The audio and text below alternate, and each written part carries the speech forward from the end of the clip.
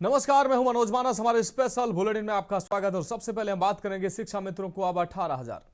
उत्तर प्रदेश में शिक्षा मित्रों के लिए राज्य सरकार ने बड़ा ऐलान किया है। राज्य विधानमंडल के बजट सत्र के दौरान विधानसभा में मुख्यमंत्री योगी आदित्यनाथ ने शिक्षा मित्रों का मानदेय बढ़ाने का ऐलान किया है। सीएम ने विधानसभा में 20 फरवरी शुक्रवार को कहा कि अप्रैल से शिक्षा मित्रों को 18,000 रुपए मानदेय मिलेगा। अभी तक 10,000 रुपए मानदेय मिलता था। इसके साथ ही शिक्षा मित्रों को 5 लाख तक कैशलेस इलाज मिलेगा। आपको बता दें, यूपी में फिलहाल 1.5 लाख के करीब शिक्षा मित्र हैं। ये सभी संविदा पर काम करते हैं।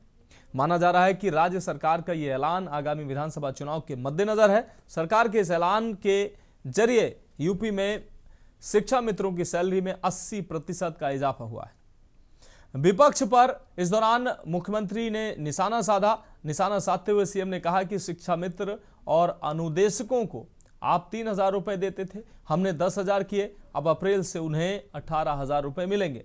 अनुदेशक 17,000 रुपए पाएगा और उसको तत्काल हम लोग भुगतान करने की व्यवस्था कर रहे हैं। सीएम ने सिर्फ शिक्षा मित्रों नहीं बल्कि अनुदेशकों के लिए भी अहम ऐलान कर दिया है। अनुदेशकों को अब 17,000 रुपए प्रतिमाह मानदेय मिलेगा। अनुदेशकों की बात करें तो राज्य में करीब 28,000 अनुदेशक कार्यरत हैं।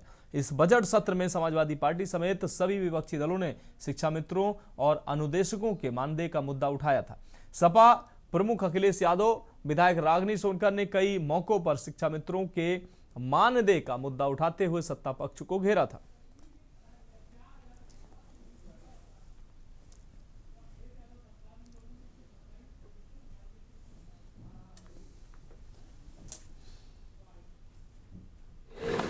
पांडे जी, सच स्वीकार करना चाहिए, आप 3,000 रुपया देते थे, हमने 10,000 किया था उनका मानदेय। हाँ, ओहो भाई, आप तो उसको बढ़ाए भी नहीं ना, आप तो बढ़ाए भी नहीं। जो भारत सरकार देती थी वही 3,000 था। लेकिन आज हम इस बात को यहां घोषणा कर रहे हैं कि अब अप्रैल से हम शिक्षा मित्रों को 18,000 रुपया देंगे।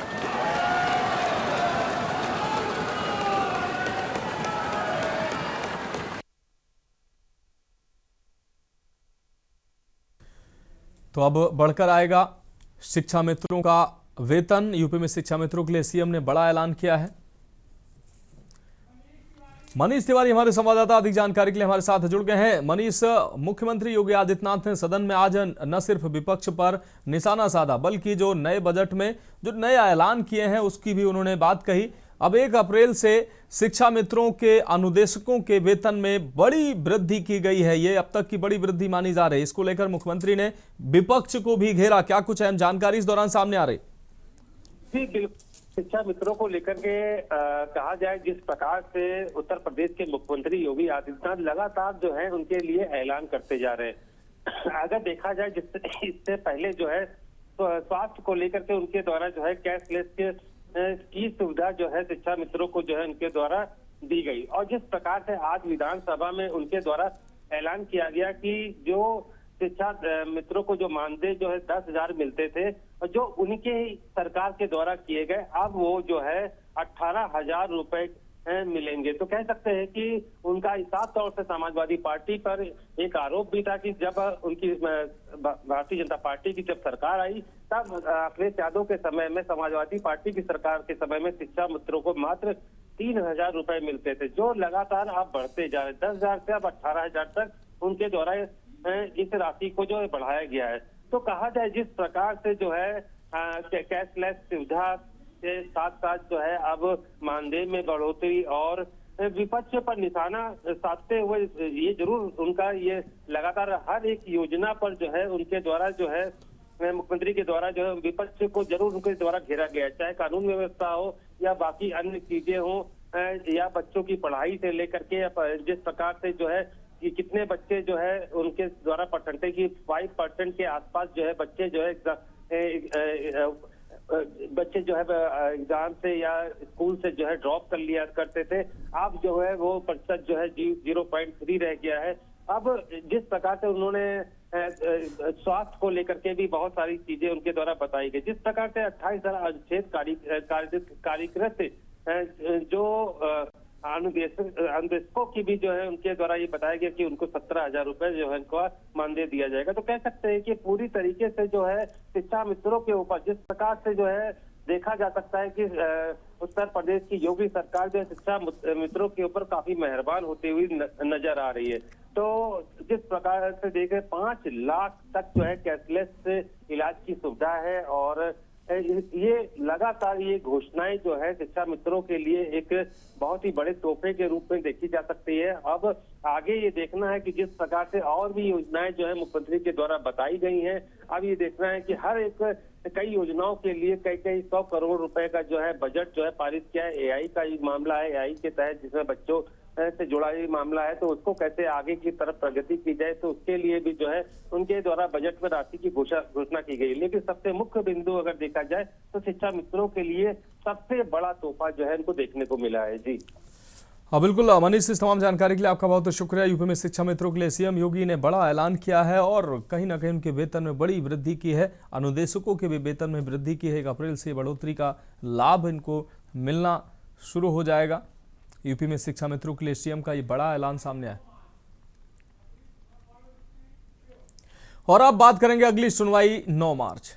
मानहानि के एक पुराने मामले में आज नेता प्रतिपक्ष और रायबरेली सांसद राहुल गांधी सुल्तानपुर की एमपी एमएलए कोर्ट में पेश हुए। लगभग 20 मिनट तक कोर्ट में चली कार्रवाई के दौरान राहुल गांधी ने अपने ऊपर लगे सभी आरोपों को निराधार बताया। यह मामला साल 2018 का है, जब कर्नाटक विधानसभा चुनाव के दौरान राहुल गांधी ने तत्कालीन भाजपा के राष्ट्रीय अध्यक्ष वर्तमान में केंद्रीय गृह मंत्री अमित शाह के विरुद्ध कथित तौर पर अभद्र टिप्पणी की थी। भाजपा नेता विजय मिश्रा ने कोतवाली देहात के हनुमानगंज निवासी होने के नाते ये मानहानि का परिवाद दायर किया था। मामले में वादी विजय मिश्रा और 2 गवाहों से जिरह की प्रक्रिया पहले ही पूरी हो चुकी है। दिसंबर 2023 में पेश होने पर राहुल गांधी के खिलाफ वारंट भी जारी हुआ था, जिसके बाद आज की तिथि नियत की गई थी। राहुल गांधी ने जज के सामने अपना पक्ष रखते हुए कहा कि उन पर लगाए गए आरोप गलत हैं और ये मुकदमा विशुद्ध रूप से राजनीतिक दुर्भावना के तहत दर्ज कराया गया है।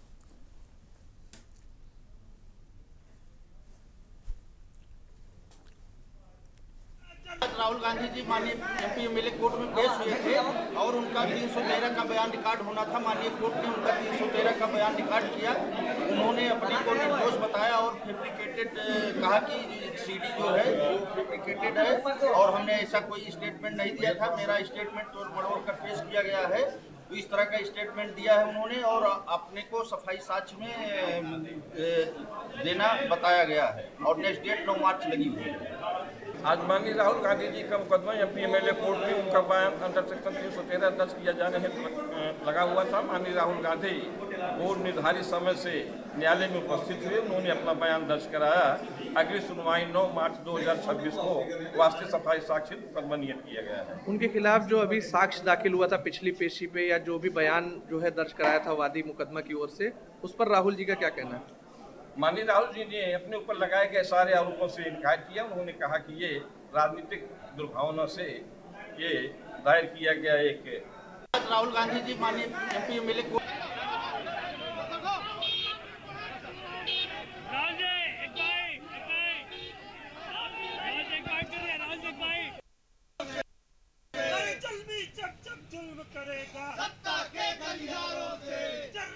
सुल्तानपुर कोर्ट में आज राहुल गांधी पेश हुए। इस दौरान अगली तारीख अब 9 रखी गई है। अब अमित शाह पर टिप्पणी का ये मामला, क्या कुछ अहम जानकारी इस दौरान सामने आ रही है? अगली तारीख 9 मार्च रखी गई है। शर्वेश। हाँ जी अमन, बिल्कुल ये 2018 के वर्तमान के मंत्री अमित शाह जी पर आपत्तिजनक टिप्पणी की थी, जिसके दौरान दिसंबर 2023 में राहुल गांधी की पेश नहीं हो पाए थे। तत्कालीन न्यायाधीश ने उनके खिलाफ वारंट जारी किया था। बीते 19 जनवरी को कोर्ट में सुनवाई करते हुए उन्हें आज के लिए तलब किया था। आज वो सुल्तानपुर कोर्ट में हाजिर हुए, अपना बयान उन्होंने दर्ज कराया और अगली जो तारीख दी गई है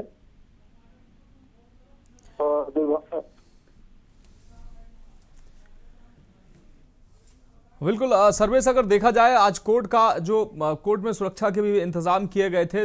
राहुल गांधी के पहुंचने के दौरान तमाम कांग्रेसी कार्यकर्ता, कांग्रेस के तमाम नेता भी वहां पर पहुंचे। इससे संबंधित क्या कुछ अहम जानकारी सामने आई?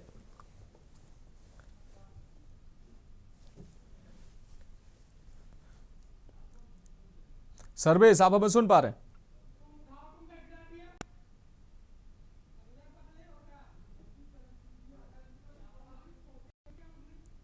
सर्वेश, आप हमें सुन पा रहे हैं? तो बहुत शुक्रिया सर्वेश हमारे साथ जुड़ने के लिए, तमाम जानकारी साझा करने के लिए। अमित शाह पर टिप्पणी मामले में बयान दर्ज कराए नेता प्रतिपक्ष राहुल गांधी ने। 9 मार्च को अगली सुनवाई होगी इस मामले में। अब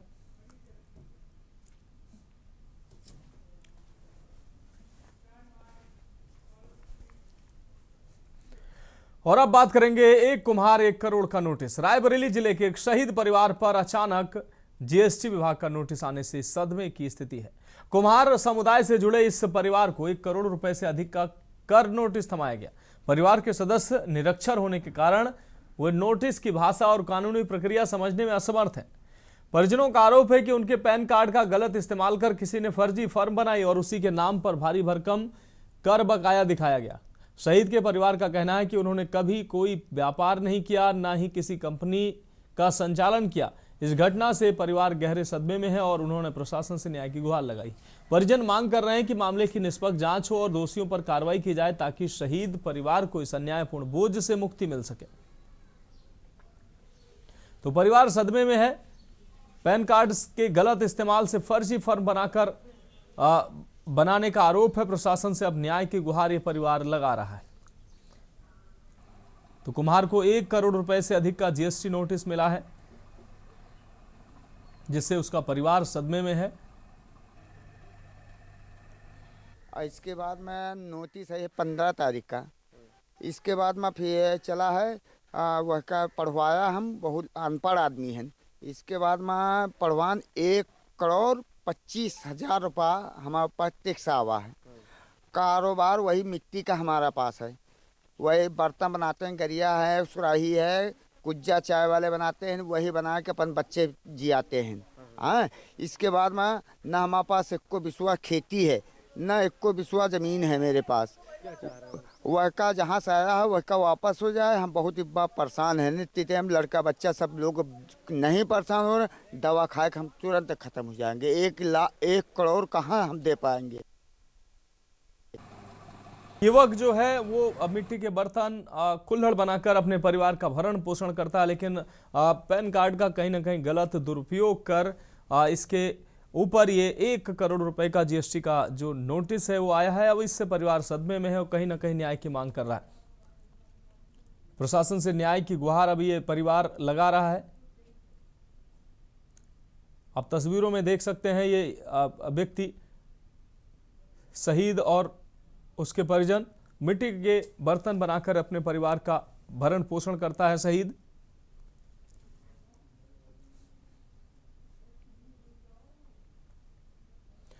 तो प्रशासन से न्याय और जांच की अब मांग शहीद के द्वारा की जा रही है। कुम्हार को 1 करोड़ रुपए से अधिक का ये जीएसटी नोटिस मिला है।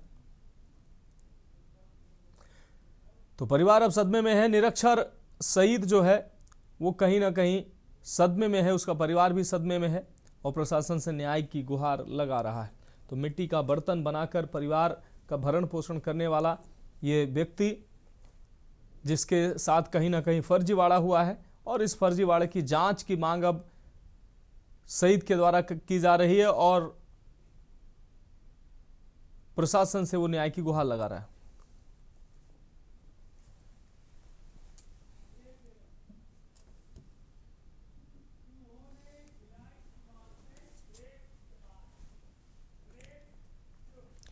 तो फिलहाल हमारे स्पेशल बुलेटिन में वक्त एक ब्रेक का। ब्रेक के बाद हम बात करेंगे चूहों ने हिलाई इमारत है।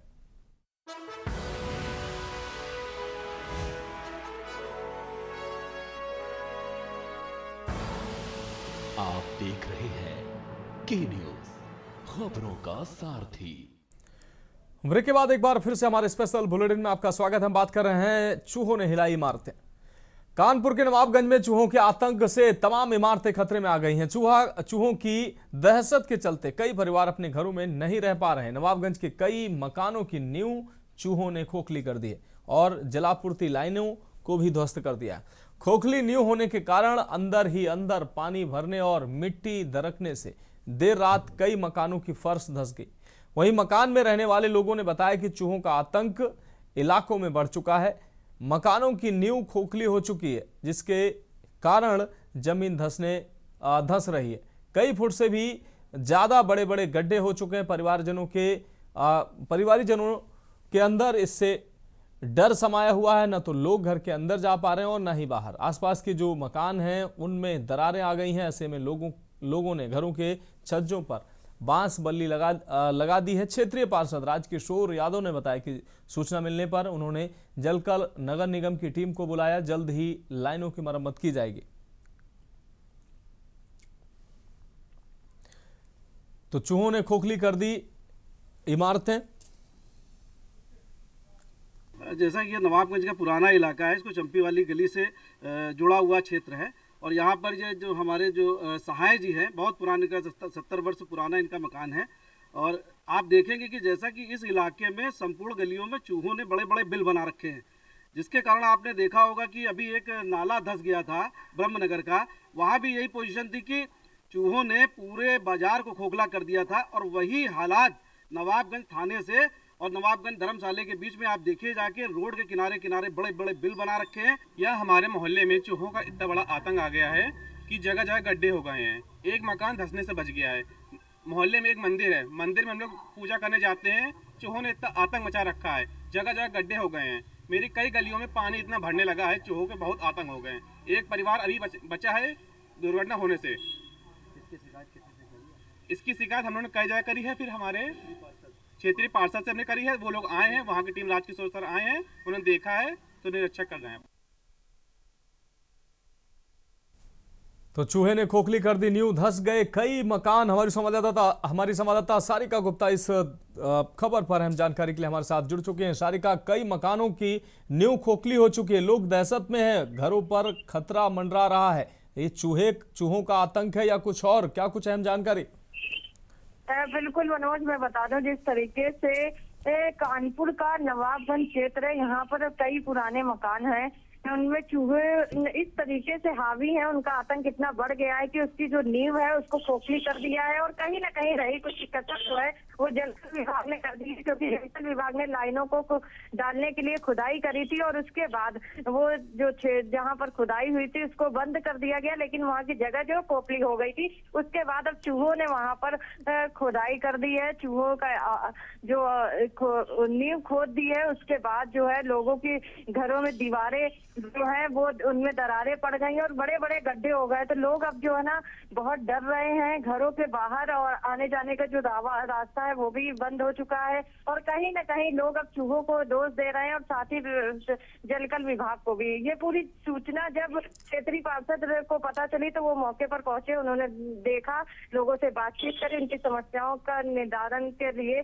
तत्काल ही जलकल की और नगर निगम के अधिकारियों को सूचना दी और वहाँ से टीमें भी बुलाई गई हैं। और ये भी कहा गया है कि अब जल्द ही जो टूटी लाइनें हैं इनकी मरम्मत करी जाएगी और साथ ही जो लोग हैं उनको राहत पहुंचाई जाएगी।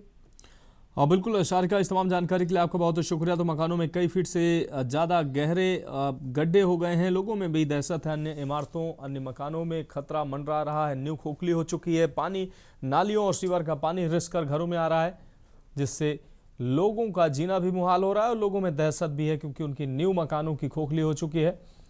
लोगों में इसको लेकर दहशत व्याप्त है।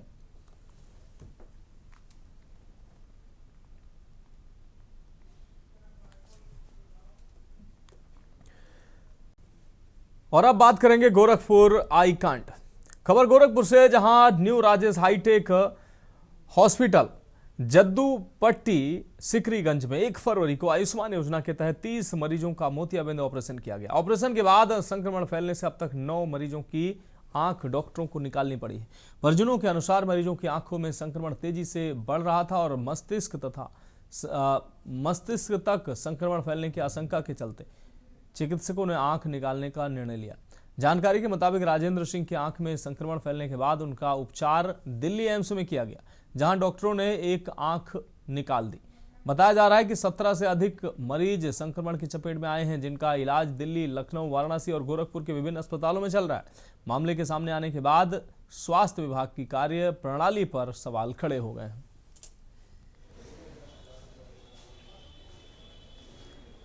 मोतियाबिंद ऑपरेशन 9 मरीजों की इस दौरान रोशनी गई है। संक्रमण फैलने से आंखों की रोशनी गई। 30 मरीजों में से 17 से अधिक संक्रमित हुए। अब तक 9 मरीजों की आंख निकालनी पड़ी। सिकरीगंज में जो ये हॉस्पिटल है, इसमें एक दिन में कैटेगराइज ऑपरेशंस हुए, जिसमें इन्फेक्शन की बात सामने आई है और वो लोग अलग अलग जगह ट्रीट हो रहे हैं और कईयों में इन्फेक्शन बढ़ा भी है। तो तत्काल प्रभाव से हमने हॉस्पिटल को बंद करवा दिया है, सील कर दिया है और इसमें एक मजिस्ट्रियल इंक्वायरी सेटअप कर दी है। 1 या 2 दिन में उसे इंक्वायरी रिपोर्ट भी आ जाएगी, उससे आगे की कार्रवाई की जाएगी और कहीं भी कोई दोषी होगा तो उसके हिसाब से उनका रजिस्ट्रेशन कैंसिल और अग्रिम कार्रवाई भी की जाएगी। देखिए, हम लोग को 4 तारीख को ही पता लगा कि 1 तारीख को करीब 30 ऑपरेशंस हुए थे सिकरीगंज में, जिसमें उन लोगों को इन्फेक्शन हो गया है। उसके आधार पर तुरंत ही एक जिला स्तरीय कमेटी बनाई गई, जिसमें 2 आई सर्जन, एक बीआरडी से और एक डिस्ट्रिक्ट हॉस्पिटल से लिया गया और 2 हमारे सीनियर ऑफिशियल्स उसमें थे। और इन लोगों ने उसकी इसी दिन से हम लोगों ने इस पर काम करना शुरू किया। लेकिन दुर्भाग्यवश इसमें कई लोगों की आंखें खराब हो गई। आप लोग देख ही रहे हैं, अभी तक 9 लोगों की आंख निकालने की जो है हमारी भाभी जी लगती थी, उनका ऑपरेशन करीब 1 सप्ताह पहले हुआ था। तो कौन हॉस्पिटल में? राजेश हाईटेक सिकरीगंज में। किस चीज़ का ऑपरेशन हुआ था? आँख का। अच्छा, तो आँख का ऑपरेशन हुआ, वहाँ से आई तो इनका पानी जो है बंद ही नहीं हुआ आँख से। तो दिखाने के लिए यहाँ से जब इनका तबीयत खराब हो गया, दिखाने के लिए गोरखपुर लेके गए। डॉक्टर बोला यहाँ के बस का बात नहीं और इसको आगे कहीं पे लेके जाइए। और अब बात करेंगे सीतापुर कोर्ट में बम अलर्ट। सीतापुर जिला कोर्ट में बम मिलने की अफवाह के बाद सुरक्षा एजेंसियों ने अलर्ट जारी कर दिया। सुरक्षा के मद्देनजर कोर्ट परिसर में मॉक ड्रिल आयोजित की गई। इस दौरान रिकॉर्ड रूम के बाहर बम ब्लास्ट की स्थिति बनाई गई और पूरे क्षेत्र को सील कर दिया गया। डॉग स्क्वाड और फायर ब्रिगेड की टीम मौके पर पहुंची। आग बुझाने के बाद घायल व्यक्ति को अस्पताल ले जाया गया। रिहर्सल के दौरान पुलिस ने रिस्पांस टाइम की जांच की और सुरक्षा व्यवस्था का जायजा लिया। इस मॉक ड्रिल का उद्देश्य था किसी भी आपात स्थिति में सुरक्षा बलों की तत्परता और समन्वय का परीक्षण किया जा सके। घटना के बाद कोर्ट परिसर में सुरक्षा और सतर्कता और भी बढ़ा दी गई।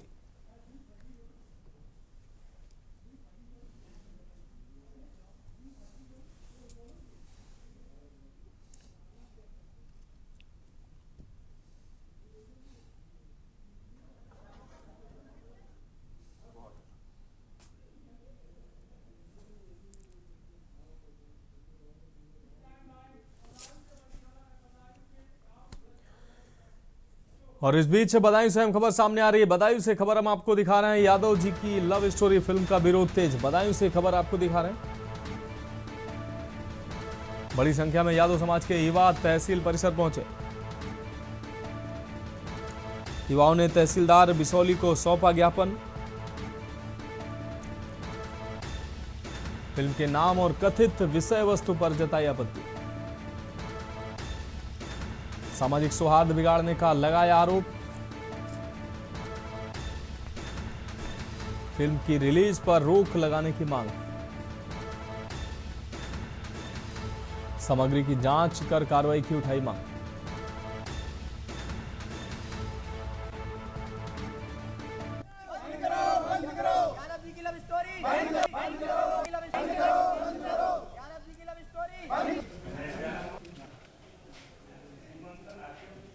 आप बोलो भैया।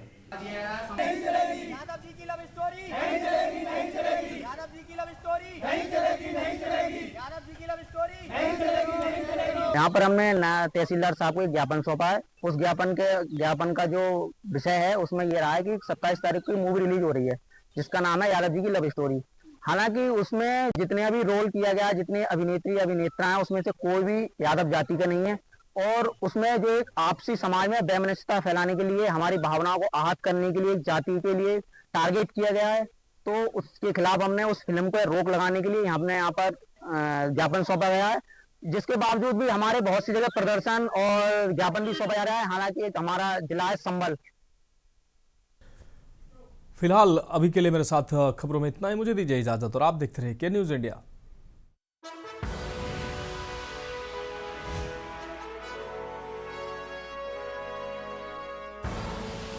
आप देख रहे हैं के न्यूज, खबरों का सारथी।